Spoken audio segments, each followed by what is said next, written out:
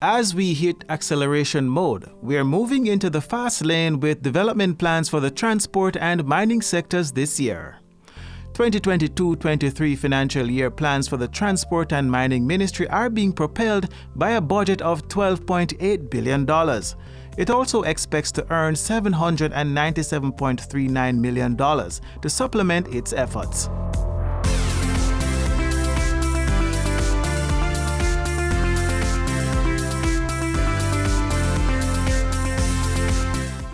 $925.64 million is being pulled from the ministry's reserve to support its general operational capacity.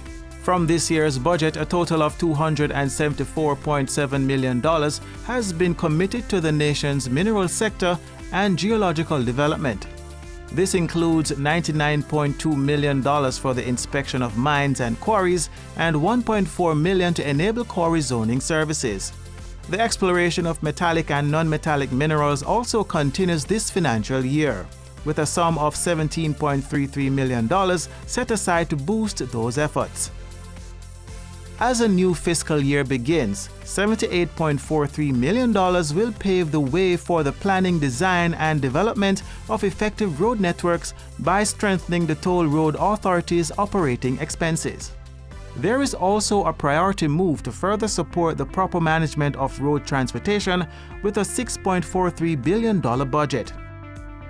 This includes $588.7 million to support the examination of vehicles and driver's license tests at the Island Traffic Authority. The National Road Safety Council is receiving $24.15 million in subsidy to meet its operational expenses.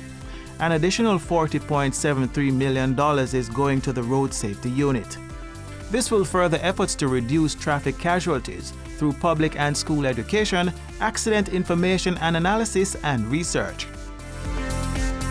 A big boost of $5.78 billion is being given to our land transport services. This will offset the operating expenses of the Jamaica Urban Transit Company JUTC and the Montego Bay Metro Limited. The ministry's development roadmap extends beyond land transportation. $547.6 million will go towards shipping, ports, and lighthouses. The sum will strengthen the Maritime Authority of Jamaica's work in the development of shipping and the regulation of merchant shipping and seafarers. As we look above, the impact of the ministry's investments will also be felt in the aviation sector. $5.34 billion is being used to support the Jamaica Civil Aviation Authority as it continues to regulate air navigation services and promote air safety and developments in the island's aviation industry. The ministry's scientific and technological services will function with a $70.3 million budget. This includes the publication of Jamaica's seismic code and maps, as well as the implementation of an earthquake early warning program.